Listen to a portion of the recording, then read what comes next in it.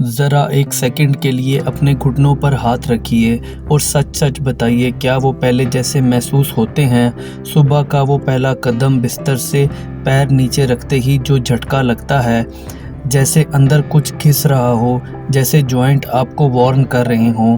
सीढ़ियाँ देखकर दिल हल्का सा घबरा जाता है। सोफ़े से उठने के लिए पहले हाथ सेट करते हैं, फिर बॉडी को पुश देते हैं। और सबसे ज़्यादा तकलीफ़ जब बच्चे हाथ पकड़कर उठाते हैं और आप मुस्कुराते हुए भी अंदर से टूट रहे होते हैं। लेकिन यहाँ एक सवाल, क्या ये सिर्फ उम्र है या घुटने के अंदर कुछ आहिस्ता-आहिस्ता ख़त्म हो रहा है? ज़्यादातर केसेस में प्रॉब्लम अचानक स्टार्ट नहीं होती। अंदर कुशनिंग लेयर पतली होती रहती है, जॉइंट अपनी लुब्रिकेशन क्वालिटी लूज़ करता रहता है, सूजन आहिस्ता आहिस्ता बढ़ती रहती है और हमें पता तब चलता है जब आवाज़ आनी शुरू हो जाती है। मगर रुकिए, हर दर्द का मतलब सर्जरी नहीं होता, हर स्टिफनेस परमानेंट नहीं होती। कई लोग लाइफस्टाइल और न्यूट्रिशन सपोर्ट से नोटिसेबल इम्प्रूवमेंट महसूस करते हैं, स्पेशली जब प्रॉब्लम अर्ली या मॉडरेट स्टेज पर हो। बॉडी के पास रिपेयर सिस्टम होता है, लेकिन रिपेयर तब होती है जब उसे सही रॉ मटेरियल मिले। आज मैं आपको 4 सिंपल अफोर्डेबल फूड्स बताने वाला हूँ जो कई सीनियर के लिए जॉइंट कंफर्ट और लेग स्ट्रेंथ सपोर्ट करने में हेल्पफुल रहे हैं। लेकिन पहले समझना ज़रूरी है, घुटने के अंदर असल में होता क्या है और गलती कहाँ होती है। अब सीधी सी बात समझते हैं। आपका घुटना 2 हड्डियों का जॉइंट है, ऊपर जांघ की हड्डी, नीचे पिंडली की हड्डी। अगर ये दोनों सीधा टकरा जाएं तो दर्द सोचिए कैसा होगा। लेकिन अल्लाह ने डिज़ाइन परफेक्ट बनाया है। इन दोनों के बीच एक नरम कुशनिंग होती है जो हर कदम का झटका एब्जॉर्ब करती है, और एक चिकना लिक्विड जो मूवमेंट को स्मूथ रखता है। आप इसे ग्रीस समझ लीजिए। जब तक कुशनिंग मोटी और लुब्रिकेशन ठीक है, आप चल सकते हैं, मुड़ सकते हैं, सीढ़ियाँ चढ़ सकते हैं। लेकिन प्रॉब्लम यहाँ स्टार्ट होती है। उम्र, वज़न, कम मूवमेंट, प्रोसेस्ड फूड और ये सब मिलकर आहिस्ता आहिस्ता इन्फ्लेमेशन बढ़ाते हैं। इन्फ्लेमेशन का मतलब क्या है? जॉइंट के अंदर हल्की सी सूजन जो टाइम के साथ परमानेंट डैमेज क्रिएट कर सकती है। और जब सूजन बढ़ती है तो कुशनिंग पतली होने लगती है, लुब्रिकेशन क्वालिटी गिरने लगती है और फिर आती है कट कट की आवाज़। लेकिन यहाँ ट्विस्ट है। कोई रिसर्च ये सजेस्ट करती हैं कि अगर इन्फ्लेमेशन कंट्रोल में आ जाए तो बॉडी को रिपेयर का बेटर एनवायरनमेंट मिलता है। हर केस अलग होता है, लेकिन सपोर्ट मिल सकती है। पहली चीज़, मेथी दाना। छोटे पीले दाने लेकिन कम गहरा। मेथी के अंदर नेचुरल कंपाउंड्स होते हैं जो बॉडी के इन्फ्लेमेटरी रिस्पॉन्स को बैलेंस करने में मदद कर सकते हैं। जब सूजन कंट्रोल होती है, जॉइंट्स पर प्रेशर कम महसूस होता है। सिंपल लॉजिक से समझिए, अगर आग धीमी हो जाए तो मक्खन बच सकता है। यूज़ कैसे करें? 1 चम्मच रात को पानी में भिगो दें, सुबह पानी पीकर दाने चबा लें। कंसिस्टेंसी सबसे इम्पोर्टेंट फैक्टर है।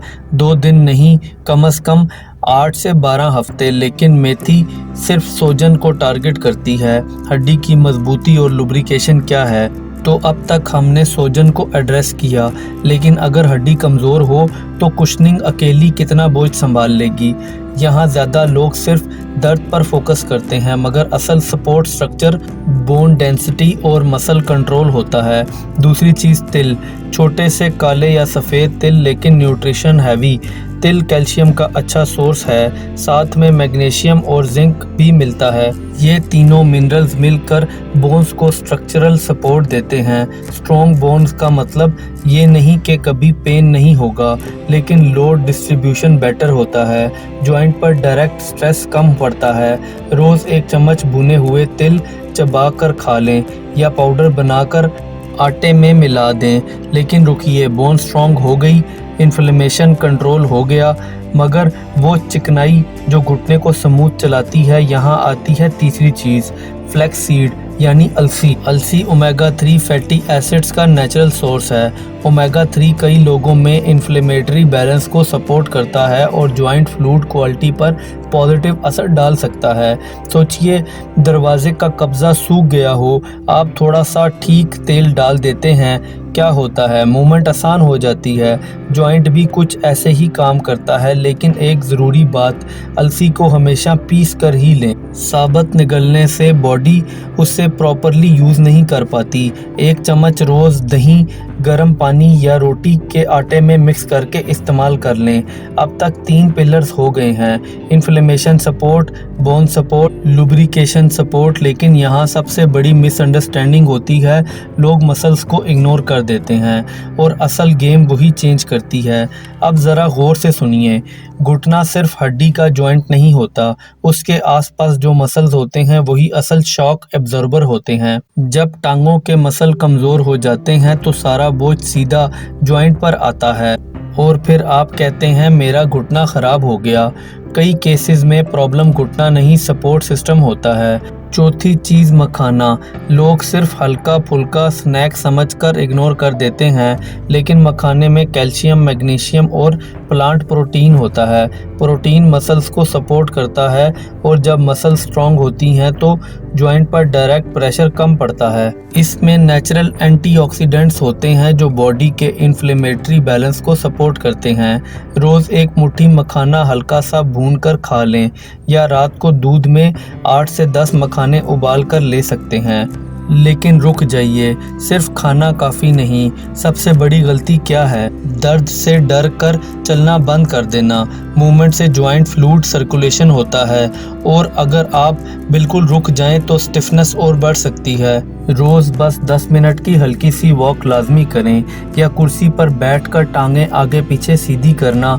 और एक और सच, हर 1 किलो एक्स्ट्रा वेट घुटनों पर लगभग 3 से 4 गुना ज़्यादा प्रेशर डाल सकता है जब आप चलते हैं। इसलिए रिफाइंड शुगर और प्रोसेस्ड ऑयल कम करना हेल्पफुल हो सकता है। मैं ये क्लेम नहीं कर रहा कि ये सब हर किसी का पेन ख़त्म कर देगा। हर बॉडी अलग होती है। स्वेयर पेन या स्वेलिंग हो तो डॉक्टर से मशवरा ज़रूर करें। लेकिन अगर आप 60 के बाद भी सीढ़ियाँ कॉन्फिडेंस से चढ़ना चाहते हैं तो आज एक छोटा स्टेप लें। मेथी दाना भिगो दीजिए, तिल रेडी रखिए, अलसी पीस कर डब्बे में डालिए और मखाना डेली हैबिट बनाइए। ये तमाम चीज़ें बहुत महंगी नहीं हैं, एक बार ख़रीदने पर काफ़ी दिनों और महीनों तक यूज़ हो सकती हैं। वीडियो को लाइक कर लें और चैनल को सब्सक्राइब कर लें। मिलते हैं अगली वीडियो में।